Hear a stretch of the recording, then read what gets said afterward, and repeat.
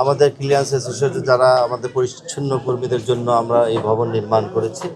এই ভবন পরিদর্শনে আমার সাথে যারা আছেন সিটি কর্পোরেশনের দীর্ঘদিন যাবত যারা কষ্ট করে এই প্রতিষ্ঠানকে দাঁড় করিয়েছেন এবং যারা এখানে ইনশাল্লাহ আগামীতে বসবাস করবেন, আমাদের সিটি কর্পোরেশনের রেগুলার যারা কর্মচারী আছেন, পরিচ্ছন্ন কর্মীরা তারাও উপস্থিত আছেন।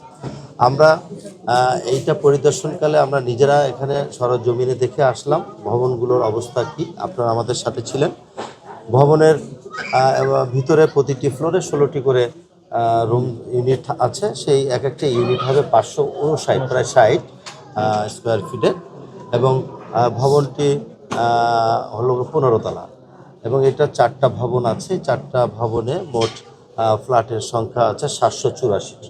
এই 784টি ফ্ল্যাটে আমাদের যারা প্রতিদিন কষ্ট করে সিটি কর্পোরেশনের ভাবমূর্তি এবং সিটি কর্পোরেশনের পরিষ্কার পরিচ্ছন্ন করে যারা দিনরাত পরিশ্রম করে কষ্ট করে তারা এখানে বসবাস করবে।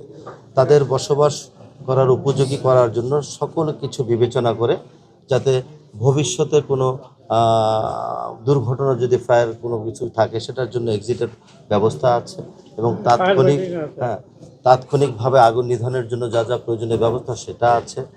এবং আপনারা নিশ্চয়ই দেখেছেন যেভাবে একটা মানুষ বসবাস করার মতো সেভাবে কিন্তু প্ল্যান করে সেই ভবনের ভিতরে রুমগুলো সুন্দর করে করা আছে।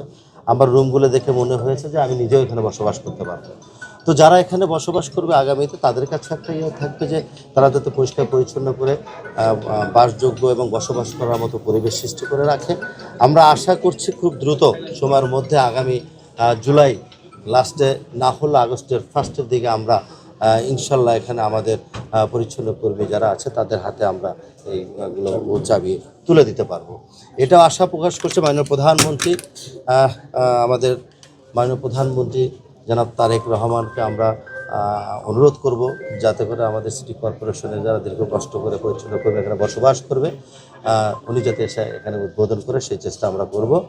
শুধু বিল্ডিং নয়, ভবন নয়, ভবনের পাশাপাশি যারা এখানে বসবাস করবে তাদের সন্তানরা যারা পড়াশোনা করতে পারে সেজন্য স্কুলের একটা ব্যবস্থা আছে। আপনারা দেখেছেন আমরা সামনে দিয়ে বের হলে যে স্পেসটা দেখব সেখানে রাস্তা আছে, হয়তো বা রাস্তাটা আমরা এই ভবন নির্মাণের সকল কাজ প্রস্তুতি শেষ হলে রাস্তাটা নির্মাণ হবে এবং পাশে দেখবেন কিছু ডানে বামে পশ্চিম সাইডে কিছু স্পেস আছে, সেখানে সবুজায়ন করা হবে, যাতে সবুজায়ন করা হবে।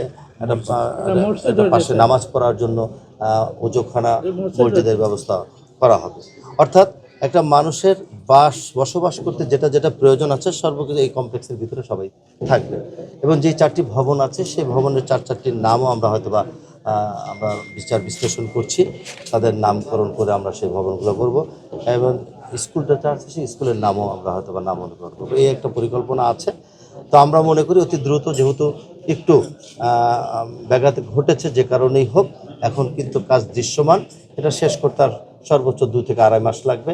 লিফট আছে প্রতিটি ভবনে 6টি করে, অর্থাৎ যাতায়াত চলাচল ব্যবস্থার জন্য যাতে করে আমাদের যারা এখানে বসবাস করবে তাদের কোনো সমস্যা না হয় সেদিকে বিবেচনা রেখে সকল কর্মকাণ্ডগুলোর শেষ পর্যায়ে চলে এসছে।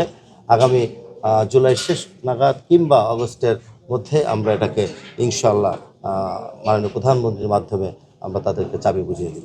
শুধুমাত্র ঢাকা নর্থ সিটি কর্পোরেশন, উত্তর সিটি কর্পোরেশনের যারা পরিচ্ছন্ন কর্মীরা আছে, ক্লিনার্স আছে, তাদের জন্য এটা। কর্পোরেশনের কোনো ভবনে কেউ কোনো ধরনের কাউকে দ্বিতীয় পক্ষকে ক্রয় বা বিক্রয় করার কোনো সুযোগ নেই।